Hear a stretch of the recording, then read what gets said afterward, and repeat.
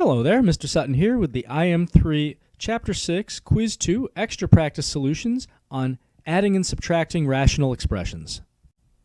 To simplify this one, we're first going to check, since it's addition or subtraction, to see if we have a common denominator. Since we do, they're both 20x for the denominators, we can go ahead and just add these together just the way they are. So I'm going to keep my denominator of 20x, and I'm going to subtract the numerators here, 59 minus 29, which is going to give me 30. Now just taking a quick look here, I see that 30 and 20 can reduce, so that's going to be 3 over 2 if I reduce those by tens. Picking up what I have left over, I've got 3 in the numerator and 2 times x, 2x in the denominator. To combine these fractions by addition and subtraction, we're first going to need to make sure we have a common denominator. We don't yet, so let's go ahead and try to find the smallest or least common denominator. Taking a look at my numbers, 3, 8, and 6, I want to find the smallest number that those are all divisible into. So let me start with the biggest one, 8, and I'll just take multiples of 8 until I find something that I can also divide by 3 and 6. So 8 itself is not divisible by 3 or 6. How about 16? Not divisible by 3 or 6. The next multiple after 16 is 24. That is divisible by both 3 and 6. So 24 is the LCD for the coefficients in my denominator. Now I also have x's in all of these. Even if I just had a single x in any of these, I would need to include an x in the LCD as well. So now let me go ahead and multiply each fraction by a FFU, a fancy form of 1, that would give me the LCD in the denominator. For my first fraction, 2 over 3x, to get this to be 24x, I have to multiply that by 8 over 8. And you can quickly figure out what you need to multiply by again by just dividing the LCD by whatever the denominator is. That tells you what you have to multiply by. For my next fraction, 9 over 8x, well, 24x divided by 8x is 3, so I have to multiply by 3 over 3 to get 24x down there. And for my last fraction, the minus 5 over 6x, I'll have to multiply by 4 over 4 to get 24 down there. All right, let's actually multiply each of those out. So for my first fraction, this is going to be 16 over 24x. For the next one, I'm going to have a positive 27 in the numerator, still 24x in the denominator. The denominators should all be the same. And then we'll have a minus 5 times 4 minus 20 over 24x. Since I have all the same denominator, I can go ahead and add or subtract the numerators. 16 plus 27, well actually let me first write down the 24x because I know that's certain now. Now 16 plus 27, that's going to be 43. 43 minus 20 gives me 23. Taking a quick look, I cannot reduce the numerator and denominator any more than they already are, so this one is fully simplified. To subtract these fractions, let me first make sure I have a common denominator. Looks like I do. They both have an x squared minus 81. So let me just keep the denominator and add the numerators together, or subtract as it were. And I'm just going to write things out just so I don't make any mistakes. So 40 minus 3x, that's still up there then. And now we subtract this numerator. I have to distribute a negative to both terms of the numerator. So we have a minus 94, and minus minus is a plus 9x, so careful on that one. Combining like terms up there now, we have, let's see here, a negative 3x and a 9x. I'll just do the x's first. So that's going to be 6x. And then 40 minus 94, that's negative 54. Let's double check to see if we can factor and cancel. So in the numerator, I can take out a 6, leaving me with an x minus 9.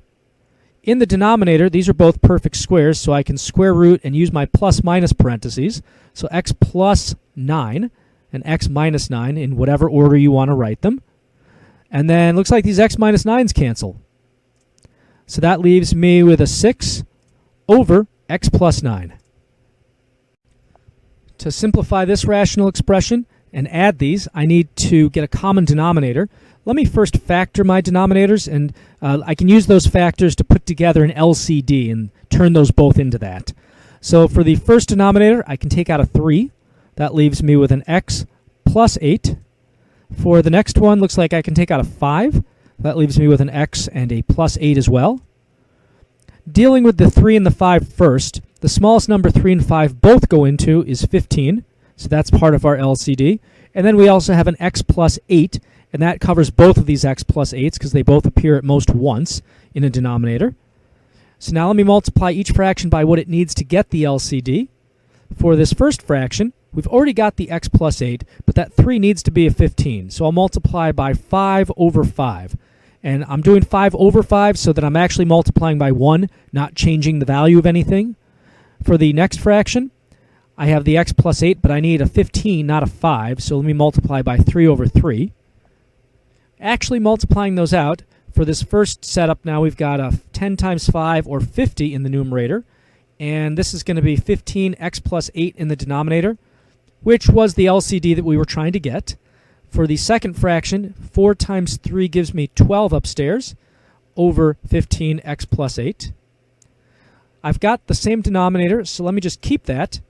And let me add the 50 and the 12 in the numerator. That's going to be 62. Can I reduce this at all? I should always double check. Well, 62, it's not divisible by 3 or 5, and that was really it for interacting with the 15. So it looks like this is fully simplified. On this problem, to simplify, I need a common denominator. Let me first factor the denominators and see what's going on down there so I can put together my LCD. So all that really needs to be factored is this lower left one here. So let's see, factors of negative 10 that add up to negative 3. We've got 1 and 10, that's no good. 2 and 5, if I had positive 2 and negative 5, that would work. So x plus 2, x minus 5. And then my LCD, it looks like that's going to be an x plus 2 and an x minus 5. And that x plus 2 covers both of these x plus 2s because they appear at most once in each denominator. All right, so let me multiply each fraction by what it needs to get this LCD. First fraction's actually good the way it is. It is the LCD down there. For the second fraction, though, we have the x plus 2, but we lack the x minus 5. So I'm going to multiply by x minus 5 over itself. And that really just means I'm multiplying by a fancy form of 1 so that I'm not really changing the value, but I make it look different in a useful way. So let me rewrite that first fraction because nothing happened there. For the second fraction, I'm actually going to multiply this out. So in the numerator, I have x getting distributed. That's going to be x times x is x squared, and then x times negative 5, that's negative 5x. Denominator is just going to be x plus 2, x minus 5. No need to actually FOIL that out. We just wanted to get the LCD down there. Since I do have the same denominator, let me just keep that common LCD denominator and combine the numerators now. And I've got a whole bunch of things I'm adding together up here. Let me just do this from highest to lowest exponent. So I've got an x squared that I can't combine with anything else. I've got a negative 6x and a negative 5x. That's negative 11x. And I've got this 30 that has nothing to be combined with, so that's just a plus 30. Now that I've added these together, let me just double check and see if I can factor and reduce. I should always look for that at this point.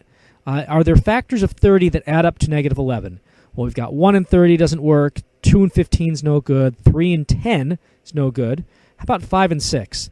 Well, yeah, negative 5 and negative 6 adds up to negative 11. So I've got x minus 5, x minus 6, and hey, it looks like those x minus 5s actually can cancel.